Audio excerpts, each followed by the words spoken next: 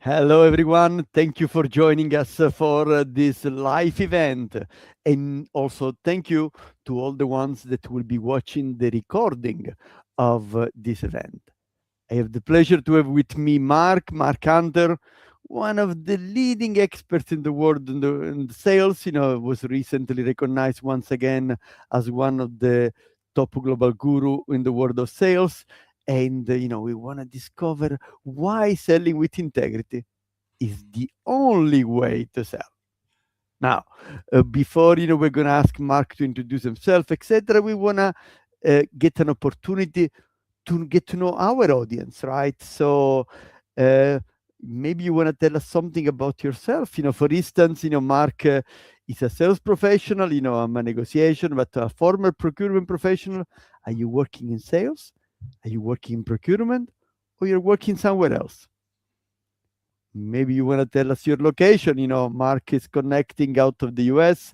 I'm connecting out of Asia, but I'm European. So let's see where the audience that is with us today is coming from, which function, which location. So this helps us to understand a bit more about um, who is with us today to exchange. Remember, this is your live event.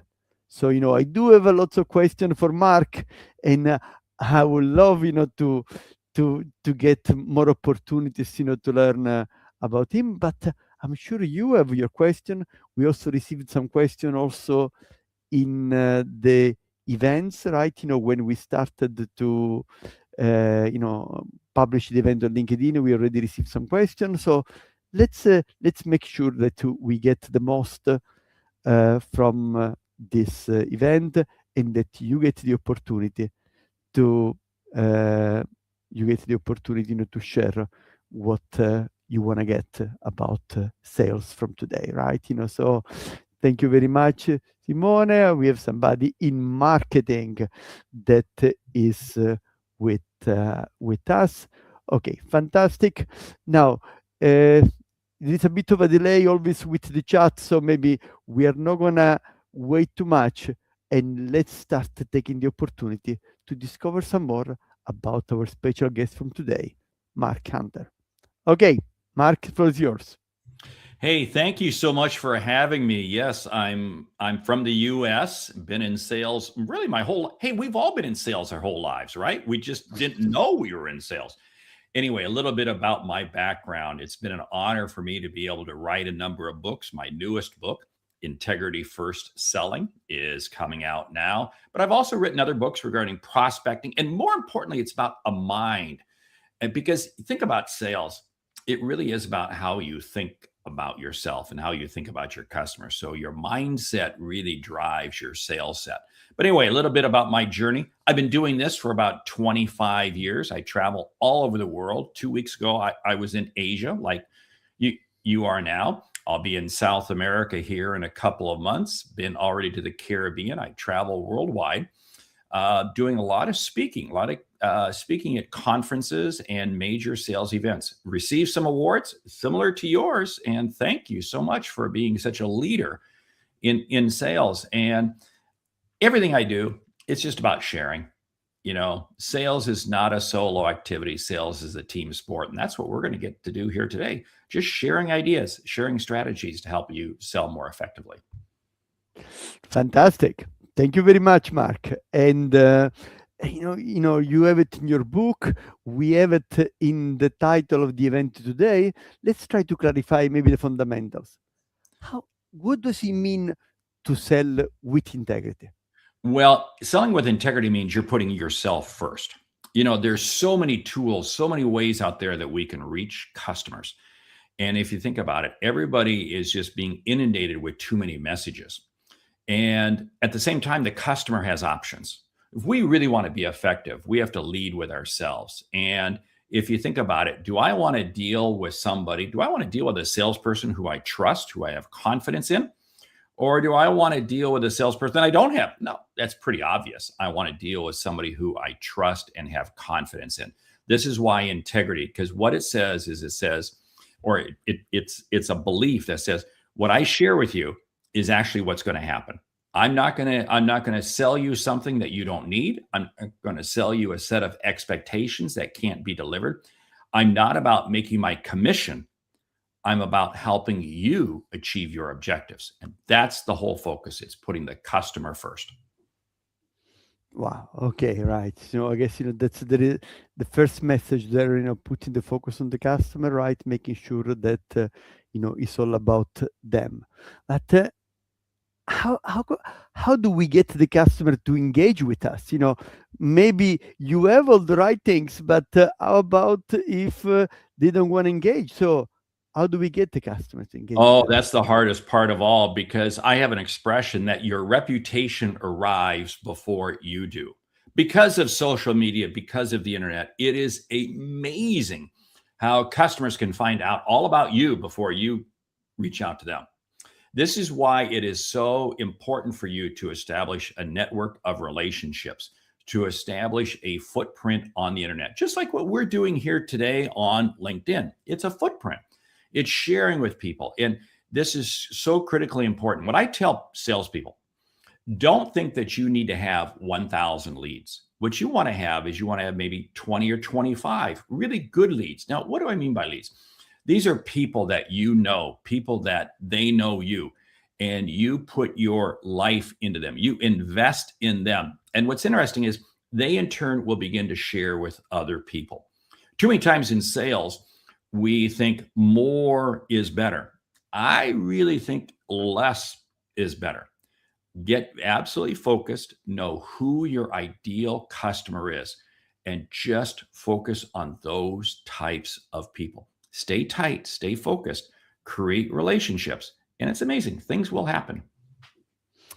Well, let me clarify a point for our audience so that we get. When you say about 20 to 25 leads, are you thinking about your existing customer that will talk with other about how good you are, or you are thinking about 20 to 25 person that you're targeting that you're going to sell to them?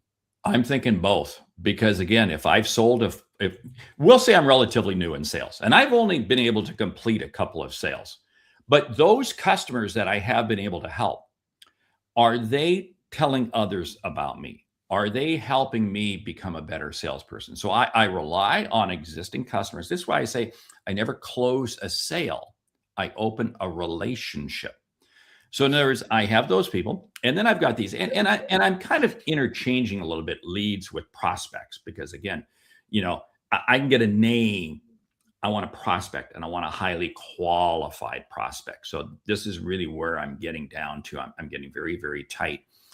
But what I'm able to do is I'm able to invest more time in people.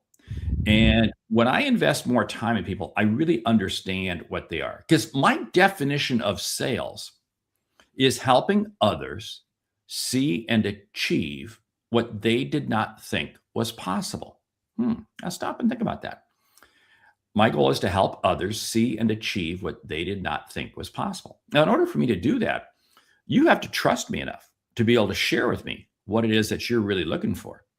You have to have enough confidence in me that I'm going to help you. And I have to have the expertise to be able to ask you the right questions, to be able to help you feel confident to uncover. Because here's the whole thing. Customers today don't want to make a decision that they're going to regret later on. I call it the regret sale. And customers are very scared of making a decision. And if they're scared, they just don't buy. They just don't buy. We've all heard the line, a confused customer does not buy. This is what happens far too often, because we, the salesperson, have not been clear enough in helping them feel comfortable and confident, and keeping it tight, keeping it focused, to where they feel that, yes, this is a safe decision for them to make. I want to buy from you. Okay.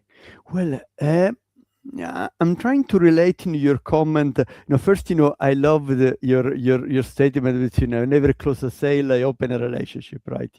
I think that's so powerful. Now I'm trying to think, in my own now, of course, when I run a business, of course, I am selling, and but uh, I'm trying to relate your comment about, making your customer, you know, s- do something that they believe it was not possible. Yeah. Uh, in what, let's say, uh, often when I'm relating with customer, they have a business need, they want an influencing training, a negotiation training, a procurement training, and then they come to me. So help me understand a bit more this idea about, that they thought that it was not possible. What Yes. will be what will be your take on that one? Let's go a bit Yes. deeper. Yes. And thank you for asking. Customers like will have clients come to me and they want me to come speak. They want me to come do some training, like just like what you said. And they have an expectation of what they're looking for. They want a certain level of training and so forth. What I want to begin to get them to realize is that there's more. There's more. There's more that they can achieve. There's more than they can. Wow, I didn't realize that I could actually do this. I could do this. And what I'm focused on is not the deliverable, not the product. It's the outcome. It's the outcome. I'm working with a company right now. They're going to have the proposal today. And I'm showing them how much volume growth and profit growth they're going to be able to have from what it is that I'm going to do. And I'm sharing this because I share with them stories.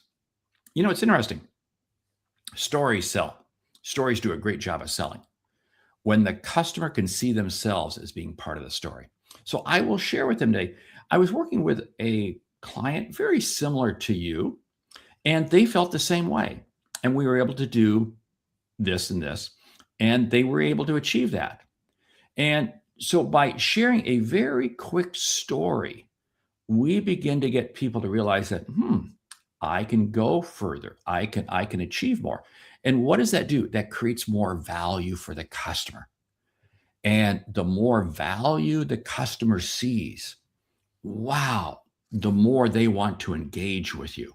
And again, not just once, but again and again and again. Hmm. Okay, right. I do agree about the power of story. And sometimes, people, just, one of the recent example was a recent episode was on storytelling. And sometimes people are afraid, says, okay, we look at a framework, you may recall, the story, kind of the 5 steps of the storytelling, with the acronym story. So the ones that were there at the last episode. And sometimes people, oh, storytelling, that's something that I cannot do. It's complicated, it's difficult, I'm not creative, or those kind of things. But what you're saying is that, a simple anecdote, an example from another customer, from something that happened in another category, from what competitors did or whatever, may be very uh, persuasive in making your sales. That is so good. And it's basically I can tell you you need something, but you as a customer are going to be a little bit resistant because I'm okay, wait a minute. This person's selling me. They're selling me. But if I can ask you just some questions that get you thinking and share with you a story, now you begin to believe it.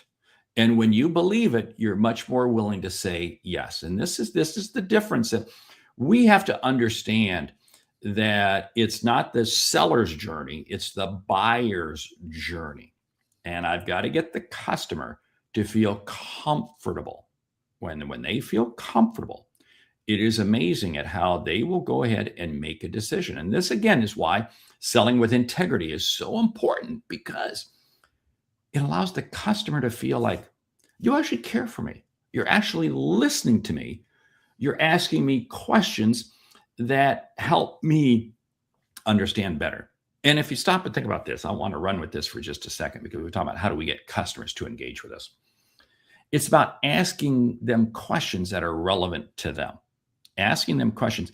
And with whatever they share with us, I ask them a follow-up question. I just ask them another question. I engage with them more. And when I engage with them more, then I get a conversation going. Because if all I'm doing is doing the talking, they can get that by way of a YouTube video. They can get that by way of a website. They want to have a conversation. I want to have a conversation with my customers. Okay, so and again, I'm reflecting with you. So this kind of question that makes them thinking are the kind of question that you will end up asking during the interaction, not in the when you approach the customer by email or LinkedIn or any other kind of mean. Those questions more since you talked about then asking follow-up question. It's not the question is something that you use both when you send an email to engage the customer and also during the one-to-one discussion. Yes, I tell you what, I love taking the email, tying it into the phone call, tying it in the conversation. Because what I'm doing here is I'm linking everything together. I may share with you, and I love engaging with customers by way of an email. And I'll share with them, hey, did you see this, something happening in their industry or with something else, something of importance to them? And then I've got some thoughts. I'm sure you've got some thoughts. Let's grab some time to discuss this. Now, are they going to necessarily pick up the phone and call me? No, I know that. But I'm going to follow it up and I'm going to call them. And I know they may not pick up. I may have to repeat this 4, 5, 6 times. Here's something very interesting. Salespeople are always scared. I've tried to reach the customer a couple times and they haven't responded, so they must not be interested. And I say this, if you have the ability to help someone, you owe it to them to reach out to them. Let's stop and think about what that means. If you have the ability to help someone, you owe it to them to reach out to them. In other words, if you knew that I had a problem, I would want you to reach out to me. I would want you to help me because I found out later that you could have helped me. I would have been disappointed. So this is the mindset. It goes back to what I talked about earlier. This is the mindset that I have to have. And I'm going to be continuing to provide you information of value. I'm not saying buy from me, or I'm just checking in. I always kind of laugh when a salesperson sends me an email and they say, I'm just checking in to see if you're ready to buy. I didn't know I was a hotel, right? I mean, isn't that what you do at a hotel? We check into a hotel room. No. So I want to be able to just share with you information. And when I share with you information that is of value to you, it's not about my great product. It's information. You begin to see me in a different light. That's selling with integrity. And it allows me to keep that conversation going. And then you begin to realize, wait a minute, I do want to talk with him. I do want to have that conversation because he or she is putting my best interest at heart, and they're not thinking about themselves. Yeah, ultimately, I want to sell you something which is going to help me. I get that, but I see it as helping you more. Yeah. Now, Mark, let me be extremely open. When I write to one of my customers once, twice, 3 times, and they don't reply, then after 3 times, I stop. I say, well, listen, I tried, and you are talking about 4, 5, 6 times. So, help me understand what I get wrong. Sure. What it is, it's about giving them value, sharing with them information that they will find insightful, they will find important. This is what it's all about. We have to have this mindset. If we don't have that mindset, it doesn't work. So in other words, this is why I say I want to deal with customers who are in the same ideal customer profile. They're probably in the same They do the same type of work, and maybe the same type of industry, geography, whatever it might be, but they're in kind of a world that's tight.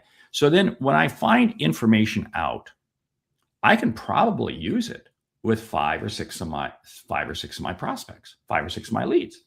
And I can email that to them. And again, I'm going to continue to provide you with beneficial information that's going to help you. Now, where's the selling come into play? The selling comes into play because, first of all, until you trust me, none of my sales messages are going to resonate. You see, this is a piece regarding integrity, if you think about it. If you don't trust me and I'm trying to sell you, you are really turned off. See, so I've got to go through these steps, what I'm sharing with you in terms of information that you like, that you value. Wow, I'm glad he or she sent me that information. That's good. They may not respond. That's okay. They're seeing it and they're beginning to realize that you are different. Then what happens is I can put in that message. I can put in the, hey, we have options on this type of product or this type of service. You can put that at the bottom. Again, these are very short emails. These are very short messages.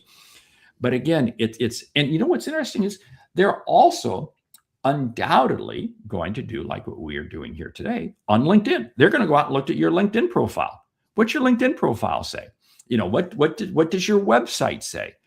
No customer takes a meeting with a salesperson without first investigating who they are. This is why I say your reputation arrives before you do. It always does. So you begin to put these two pieces together, this direct piece and, so to speak, this cloud piece, you know, the internet. You begin to put those two pieces together, and then the customer says, I trust this person. I'll go ahead and contact them. Or next time they call, I'll actually answer the phone. I'll take their message. That's what selling with integrity is all about. Wow. Now, if I may, before I continue, because you know what you're saying is closely related to one of the questions that we have on the list. You talked about that, you know, the customer has to trust you. Here we have, you know, a very bright young salesperson, Simone, that says, you know, how can you overcome age barrier, right? You know, when you're young, then, you know, people may not trust you in the same way than when you have gray hairs and you have 30 or 40 years of career. So what kind of advice can we give to Simone? Yes, age works two ways.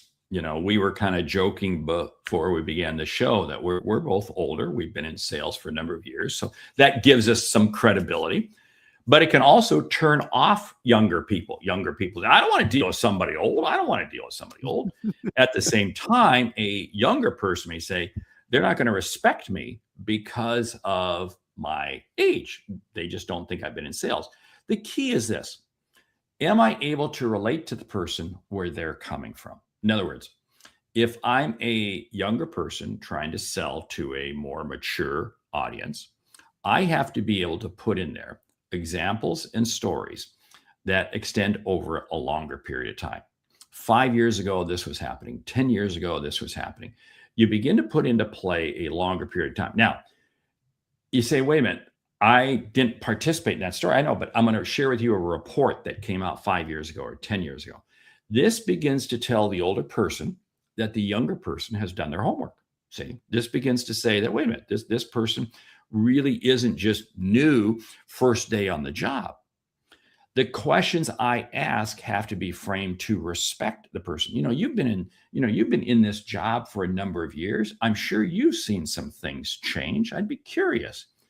What are some of the biggest changes that you've seen? See, now I'm respecting the age of that person. Now, if I'm an older person talking to somebody younger, I'm going to sit there and say, yeah, I remember when I first got in and say, man, I love what I was doing, but this was a mistake that I made early on. So you share with them a little bit of a story from when you were new, when you were younger, see? And what does this do? Again, that begins to close that age gap. So it goes both ways. and I got to be prepared to do both. Fantastic. Now, let me continue for a moment, right? I worked in procurement, for a good part of my career, and we know that sometimes, we are confronted with procurement people that only care about price. So why does a low price is the only thing that the customer is looking for? Well, this is interesting. I contend that more discounts are given because of the lack of belief on the part of the salesperson than are given based on the demands of the customer. Here's what it comes down to. Procurement is doing their job. They are doing their job to get a lower price. And I totally respect them for doing that. And if you think about procurement, their job is to save the company money. Great. Spot on. But they also have to remember that they're buying things to satisfy their customers. In other words, they're buying things because there's somebody in the company that's looking for that. And what I have found is two things work very well. One, the procurement person, this person really wants that, and he is tough to deal with. I'm going to go ahead and let that one go. I'm going to focus my battle over here because I know I can get more money out of this person. So that's going to be one strategy. It's the what I call the stakeholder, who is actually going to be the one that's going to benefit or own what it is that is being bought. The second piece is this, from a price standpoint. And I remember I had a procurement person tell me this. He said, Mark, I tell all of my buying agents that if the salesperson cannot deliver the price with eye contact, solid body language, and a strong voice, there's a discount to be had, because it means the salesperson doesn't believe in it.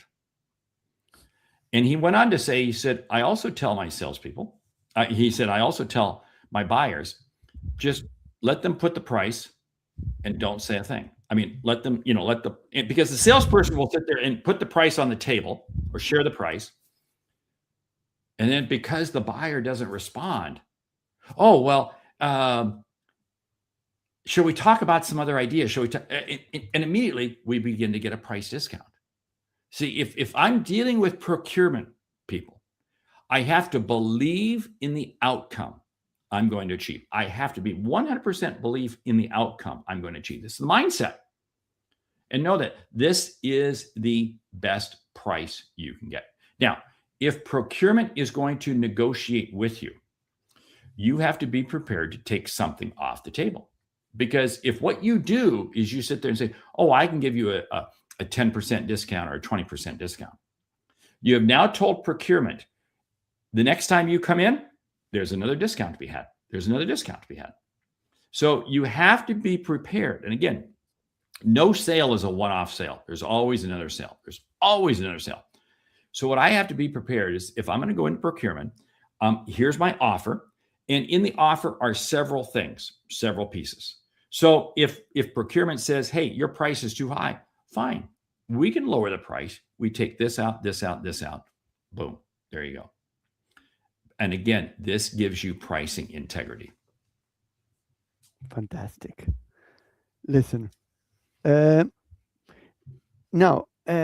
let me move to. By the way, one thing I also want to make people aware that there are more LinkedIn Live events that are coming up. So I just want to let you know that the next one is You're Always Negotiating, especially when you're silent.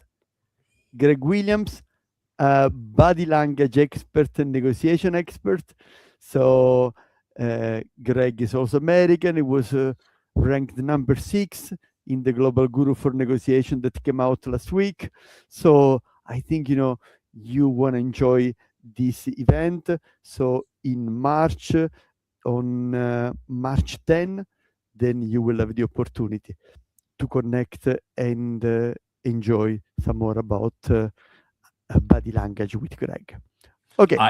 I have known Greg for a number of years. He's excellent. I'm so glad you have him on. He is incredibly insightful. Excellent. Absolutely. I love Greg.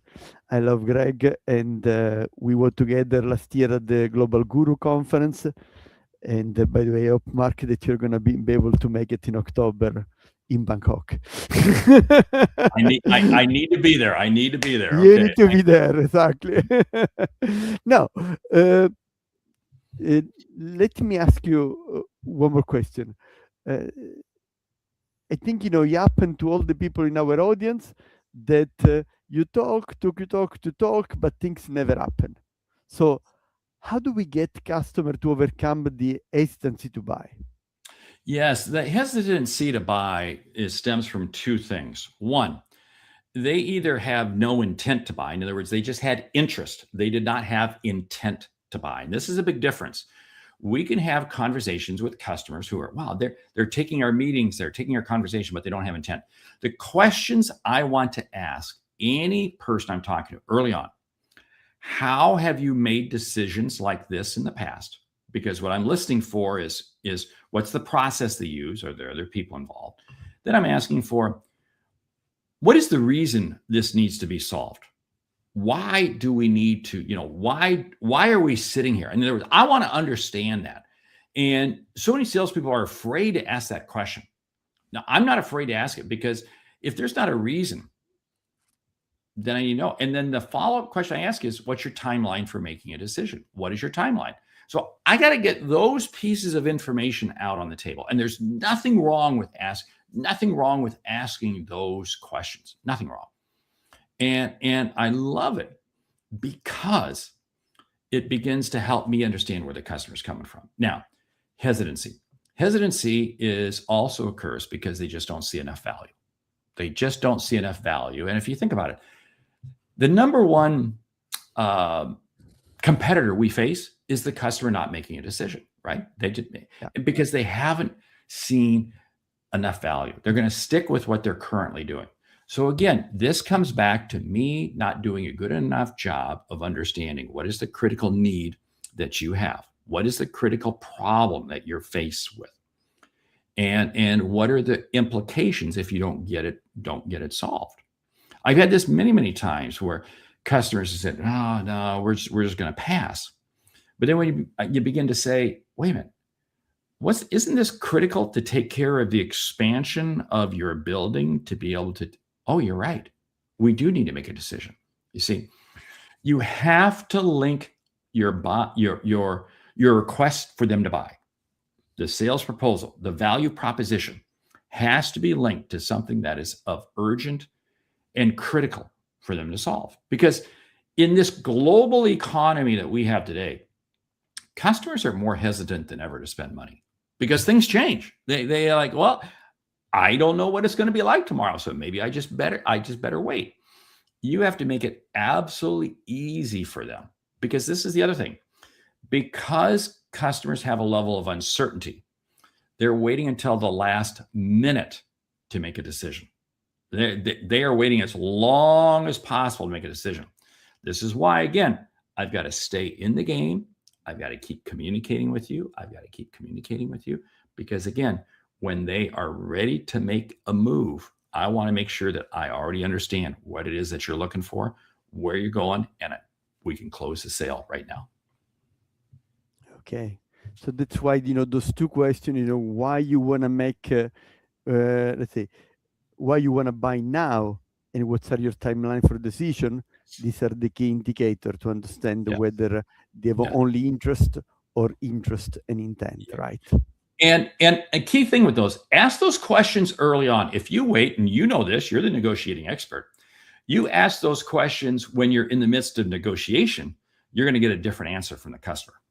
But if you ask those questions early on, when it's a very relaxed state, when the customer doesn't feel pressure, you're going to get a much better answer.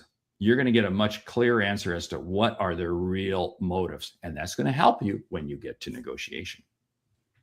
Fantastic. Perfect. Now, we are about at the end of our discussion, but there is a question from Alexander that I would like to take. So let's see. How do you deal with the clutter, the noise, and the pace at which buyer and clients are operating today? all of which leave a very small window of quality attention open.